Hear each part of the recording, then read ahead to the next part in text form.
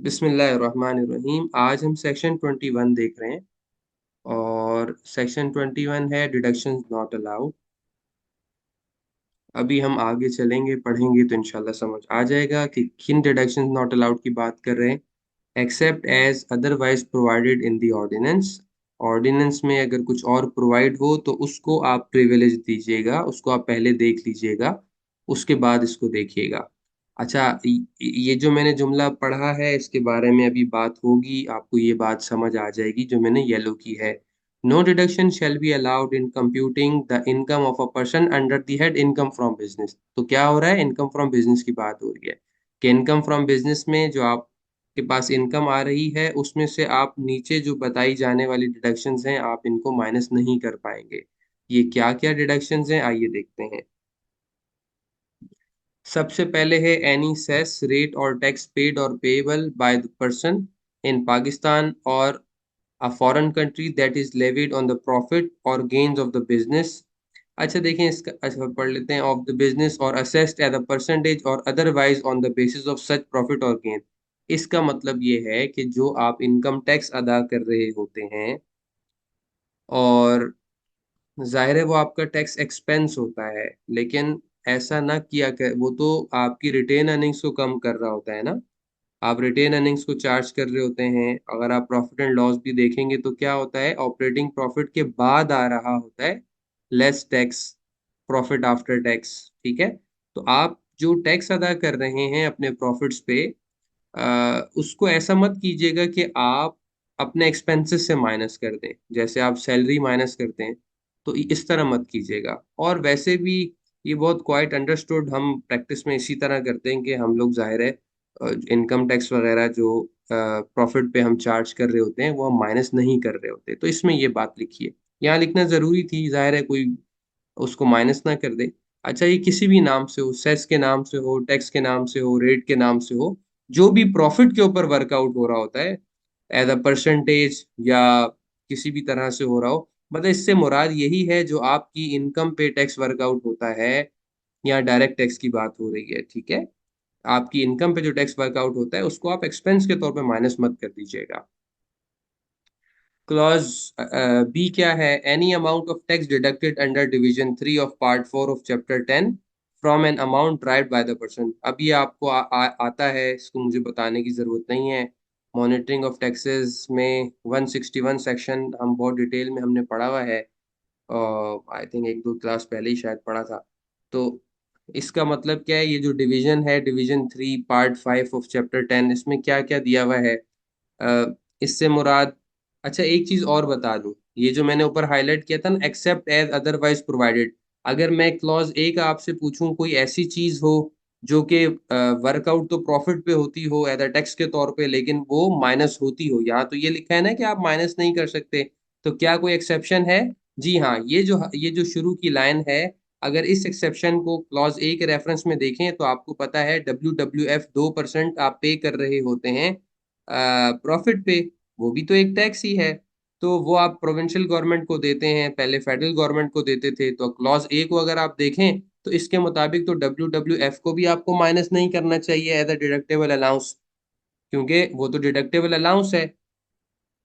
तो आप माइनस करते हैं उसको, लेकिन उसको आपको पता है अलग से एक सेपरेट सेक्शन है, सेक्शन 60A और 60B, जहाँ पे आप WWF और WPF को माइनस कर देते हैं, और वो 2% ऑफ इनकम होता है WF, और W वर्कर्स पार्टिसिपेशन फंड 5% होता है। तो अब ये दोनों ऐसी चीजें हैं जो इनकम से आप लेस करके बैलेंस पे आप टैक्स अदा कर रहे होते हैं, तो ये क्या है, ये एक्सेप्शन है as provided in the ordinance, जो पहली लाइन में बात लिखी हुई थी। ये क्लियर हो गई बात ये आप लोगों को? तो अगर ऑर्डिनेंस में कोई ऐसी चीज लिखी हुई है जो कि कॉन्ट्रडिक्टरी है यहाँ पर लिखी हुई बात के, तो आप उसको फॉलो कीजिएगा, इसको छोड़ दीजिएगा, जैसे कि मैंने आपको WWF और WPF की मिसाल दे दी।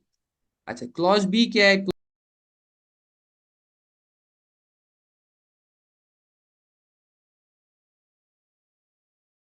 Any amount of tax deducted under division 3 from an amount derived bye the person. इसका मतलब ये है, आप एक ऐसे आदमी हैं कि आप अमाउंट ड्राइव कर रहे हैं, यानी आपकी आमदनी हो रही है, आपको पैसे मिल रहे हैं, तो आपका क्या होता है, आपका टैक्स डिडक्ट हो जाता है। मिसाल के तौर पर आपको डिविडेंड इनकम मिली तो पेमेंट करने वाला विथहोल्डिंग एजेंट आपका टैक्स काट लेता है। आपको रेंटल इनकम मिली तो जो पेमेंट करने वाला है टेनेंट वो आपका टैक्स काट लेता है, आप लैंडलॉर्ड हैं। आप अगर एम्प्लॉय हैं तो एम्प्लॉयर आपकी टैक्स काट लेता है। तो यहाँ ये कहा जा रहा है कि जो आप पैसे कमा रहे हैं, अमाउंट ड्राइव कर रहे हैं, और आपका जो विथहोल्डिंग टैक्स है वो आपका एडवांस टैक्स है, उसको आप एक्सपेंस के तौर पे माइनस मत कर लीजिएगा, ये कहा जा रहा है यहाँ पे।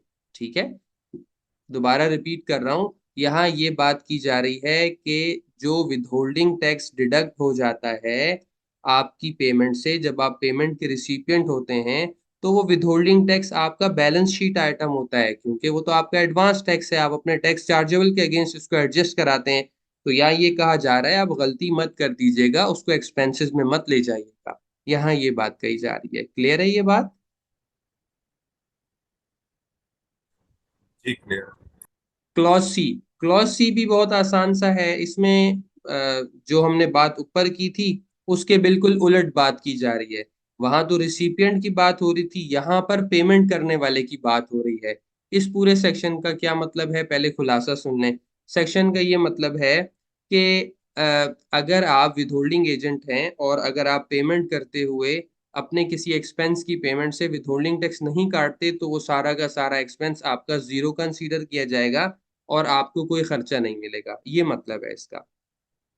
अब हम पढ़ते हैं इसको। Any expenditure from which payment person is required to deduct और collect tax under under part 4 of chapter 10 और chapter 12 unless the person has paid और deducted and paid the tax. अच्छा, ये आपको याद होगा part 5 chapter of chapter 10 and 12 ये क्या है? वो है ना आपका पार्ट 5 में डिवीजन 2 आता है इम्पोर्ट, डिवीजन 3 आता है डिडक्शन एट सोर्स, 149 सैलरी। आप सैलरी की पेमेंट कर रहे हैं तो 149 में आपको विथहोल्ड करना है टैक्स, आप विथहोल्ड नहीं करेंगे तो डिडक्शन नॉट अलाउड। अगर आप कोई इंटरेस्ट वो अगर आप कोई नॉन रेजिडेंट को पेमेंट कर रहे हैं, सेक्शन 152 में टैक्स नहीं काटा तो वो एक्सपेंस डिस अलाउड। 153 में deduction on goods, deduction on services, deduction on contractual services, अगर आपने कोई पेमेंट की है इन तीन अकाउंट्स में और कोई टैक्स नहीं काटा तो आपका टैक्स यानी जो खर्चा डिसअलाउ हो जाएगा। उसके बाद जो चैप्टर 10 और चैप्टर 12, सॉरी जो चैप्टर 12 लिखा हुआ है ये क्या था? ये वो है कमीशन आप पे कर रहे होते हैं वगैरह वगैरह। तो इन आप चैप्टर में जाकर आप देखेंगे जो ऐसे सेक्शंस हैं जो विथहोल्डिंग सेक्शंस हैं और जो आपके एक्सपेंस से रिलेट कर रहे होते हैं, इसमें मोटा मोटा तो जाहिर है वही है, 153 हो गया, 155 हो गया, 233 हो गया। आप पेमेंट कर रहे हैं, टैक्स नहीं काट रहे हैं, तो आपको खर्चा जीरो ट्रीट किया जाएगा। एक एक्सेप्शन ये दी गई है, provided that disallowance in respect of purchase of raw material and finished goods under this clause shall not exceed 20%। अब फॉर एग्जाम्पल, मिसाल के तौर पर आपने रेंट, इस चीज को समझ लीजिएगा, इस प्रोविजन को क्या मतलब है। आपने रेंट पे किया 1 लाख रुपए और उस पर टैक्स नहीं काटा, तो आपका कितना डिसअलाउ हो जाएगा रेंट? 1 लाख रुपए। लेकिन अगर आपने परचेजेस 1 लाख रुपए की हैं और परचेजेस पे 1 लाख रुपए पे टैक्स नहीं काटा, तो आपका पूरा 100% परचेज डिसअलाउ नहीं होगी, बल्कि कितनी होगी? 20%, 20,000 रुपए की होगी। इस प्रोविजो का ये मतलब है। एक और प्रोविजो ये लिखा है कि अगर आपने सेक्शन 161 और 162 में, आपको पता है ये मॉनिटरिंग के सेक्शन है, आपकी अगर रिकवरी हो गई, आपने लेट सपोज आपकी पहले मॉनिटरिंग हो गई, आपने या 161 में खुद पेमेंट कर दी या रिकवरी हो गई, तो इसको ना, इसको अगर आप 161 162 को रिपीट कर लेंगे तो आपको पूरी स्टोरी समझ आ जाएगी। लेकिन इन शॉर्ट आसान सी बात यह है कि अगर भाई आपने टैक्स जो काटना था वो आपने सम हाउ पे कर दिया, चाहे रिकवरी हो गई चाहे वॉलेंटरी पे आपने कर दिया है, तो फिर आपका एक्सपेंस डिसअलाउ नहीं होगा, इसका ये मतलब। ठीक है, तो इन शॉर्ट हम क्या कहेंगे कि आप जो भी एक्सपेंस पे करें, अगर आप विथहोल्डिंग एजेंट हैं तो आपको उसकी पेमेंट उसकी उस पर विथहोल्डिंग करनी है, अदरवाइज आपको, आपके लिए वो खर्चा जीरो होगा, आपके लिए एडमिसिबल एक्सपेंस नहीं होगा। हाँ, ये चीज मतलब आप विथहोल्डिंग एजेंट जरूर होने चाहिए, मतलब इसका ये मतलब नहीं है if you are not withholding agent तो आप पे तो विथहोल्डिंग सेक्शंस एप्लीकेबल ही नहीं है।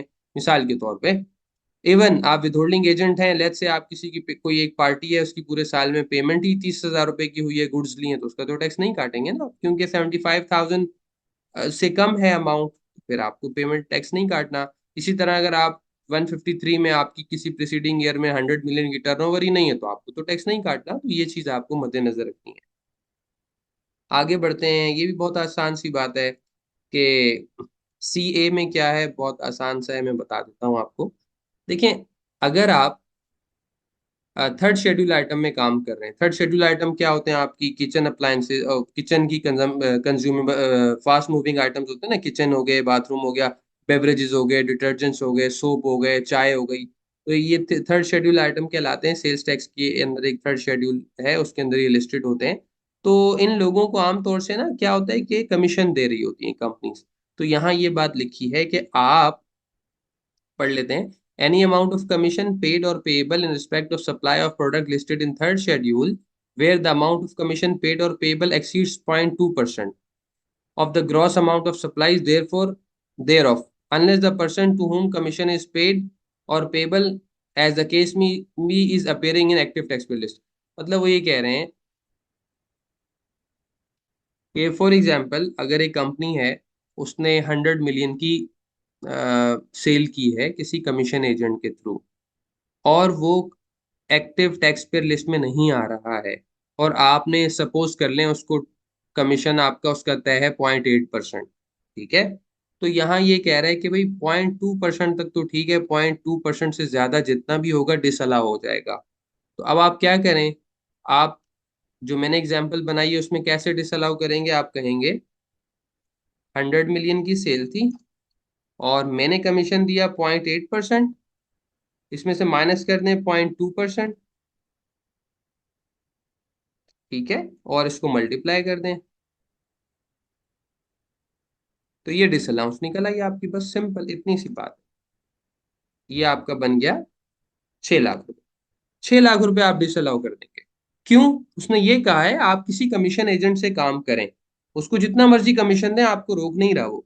लेकिन अगर आपका कोई ऐसा कमीशन एजेंट है जो एक्टिव टैक्स पेयर लिस्ट में नहीं आता, तो फिर हम ये कि आपको पाबंद कर रहे हैं कि 0.2% आप कमीशन देंगे। दे तो फिर भी ज्यादा सकते हैं, लेकिन आपके लिए जो डिडक्टेबल अलाउंस के तौर पर आपको मिलेगा, मतलब डिडक्शन के तौर पे आपको मिलेगा, डिडक्शन के तौर पे, राइट, डिडक्शन के तौर पे यानी एक्सपेंस के तौर पे, वो 0.2% ऑफ कमीशन, 0.2% मिलेगा, यानी कमीशन बीइंग 0.2%। इससे ऊपर कमीशन जो भी होगा वो डिसअलाउ हो जाएगा। समझ आ गई बात? ये किसी से कुछ सवाल तो नहीं है इसमें? चलें आगे चलते हैं। क्लॉज डी क्या है? Entertainment expense. इसके बारे में जो तफसील है वो इनकम टैक्स रूल्स के रूल नंबर 10 में लिखी है। आप प्लीज इसको देख लीजिएगा, लंबा चौड़ा रूल है, कोई क्वेश्चन हो तो कर लीजिएगा, या आप इसको खुद देख लीजिएगा। ओके, क्लॉज ई देखते हैं। क्लॉज ई में ये बात कही जा रही है, any contribution made by the person to a fund that is not. अच्छा, ये जितने भी यहाँ फंड्स लिखे हुए हैं, अगर ये मतलब रिकग्नाइज नहीं है, तो इसमें जो भी कंट्रीब्यूशन आप करेंगे उसका खर्चा नहीं मिलेगा। ये बात यहाँ बताई गई है। और ई ए में ये कहा गया है, इसमें देखें, अप्रूव प्रोविडेंट फंड शामिल नहीं है ई ए में। अप्रूव ऊपर तो था ना कि रिकग्नाइज्ड नहीं है, कि भाई वो जो फंड है नॉट एंड रिकग्नाइज नहीं है या अप्रूव नहीं है, क्योंकि जो नॉट है सबके साथ पढ़ेंगे आप। तो ऊपर तो उनकी फंड्स की बात हो रही थी जो रिकग्नाइज नहीं है या अप्रूव्ड नहीं है, यहाँ बात हो रही है अप्रूव्ड की। और अप्रूव्ड में सिर्फ पेंशन फंड को हटा दिया है, और ये कहा है कि 50% तक इन फंड में अगर आप कंट्रीब्यूशन करते हैं, 50% तक नहीं, मतलब जो भी आपने कंट्रीब्यूट किया, तो उसका 50% तो आपको अलाउड है deduct as a deduction current year में। मैं सवाल अभी लेता हूँ, मैंने देख लिया हाथ। और 50% से ज्यादा है वो इस साल में डिसअलाउ होगा जिस साल में आप प्रोवाइड कर रहे हैं, लेकिन in the year of payment वो आपको अलाउड होगा। अच्छा, ई हो गया, ई ए हो गया, और इसको अब आप साथ मिलाएं एफ के। एफ क्या कह रहा है? फिर मैं आपको ई ए और एफ का खुलासा तीनों का बता देता हूँ। कह रहे हैं कि any contribution made by the person to any provident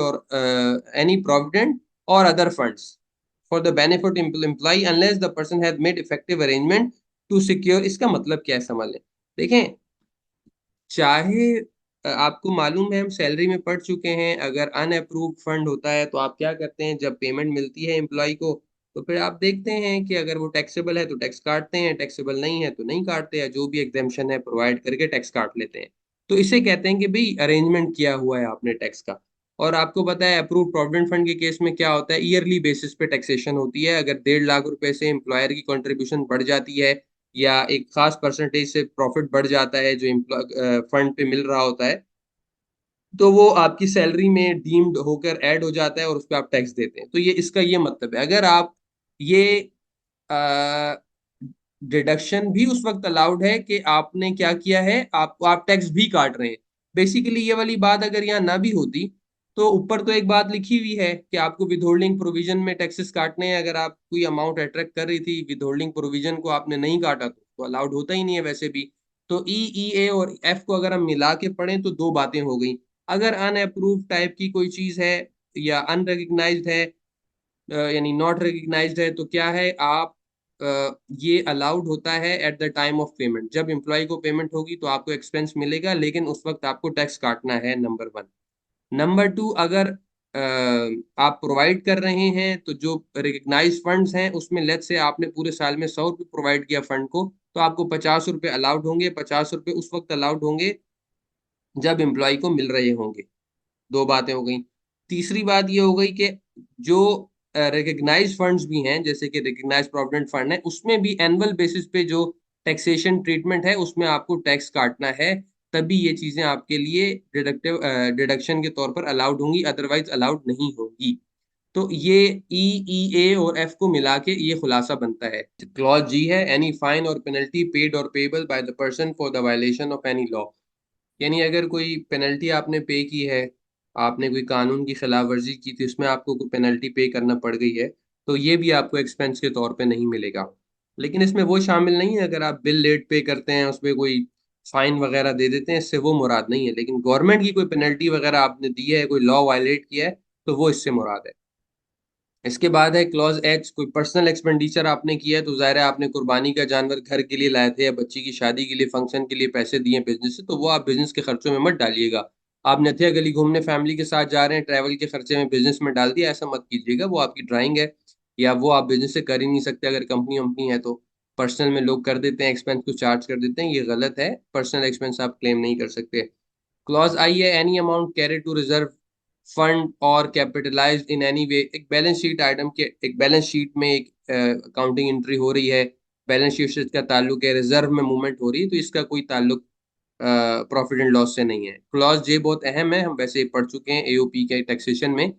any profit और एनी प्रॉफिट ऑन डेट यानी इंटरेस्ट, ब्रोकरेज कमीशन, सैलरी और अदर रेम्यूनरेशन, मतलब कोई भी और remuneration paid by an AOP to its member. यानी इसका मतलब यह है कि एक पार्टनरशिप फर्म अपने मेंबर को यानी पार्टनर को क्या नहीं दे सकती, वो interest income, brokerage commission, salary या कोई अदर रेम्यूनरेशन नहीं दे सकती। इसका मतलब क्या नहीं दे सकती, मतलब वो दे सकता है। अगर आप एक्चुअल में काम मिल के काम कर रहे हैं, मैं उमेर को सैलरी दे सकता हूँ पार्टनरशिप फर्म से, लेकिन वो एड बैक हो जाएगी। इसका मतलब ये नहीं है कि दे नहीं सकती। हम क्लाइंट को कहते हैं नहीं एओपी से आप ले नहीं सकते, भाई क्यों नहीं ले सकते, ड्राइंग करें ना। वो ड्राइंग है बेसिकली, लेकिन वो drawing for tax purpose adjust हो जाएगी। वो सैलरी आप ले सकते हैं, वो एडजस्ट हो जाएगी, वो ड्राइंग ट्रीट होगी और वो एडजस्ट हो जाएगी उसके प्रॉफिट से। तो मतलब ये है कि अगर आप इन हेड्स में पेमेंट करेंगे तो क्या होगा, ये आपको एडमिसिबल डिडक्शन के तौर पर मिलेगी नहीं। लेकिन इसमें देखें रेंट नहीं है, यानी अगर आप पार्टनरशिप फर्म है और आपको किसी पार्टनर ने अपनी जमीन दी हुई है, तो पार्टनरशिप फर्म उसका रेंट उसको अदा कर सकती है। आगे बढ़ते हैं। अच्छा, क्लॉज आई एक लंबा क्लॉज है, मैं आपको इसका खुलासा बता देता हूँ, आप पढ़ लीजिए। इंशाल्लाह आपको इसमें कोई दुश्वारी नहीं होगी। अगर हो तो आई एम अवेलेबल, लेकिन इसका मैं आपको खुलासा बता देता हूँ।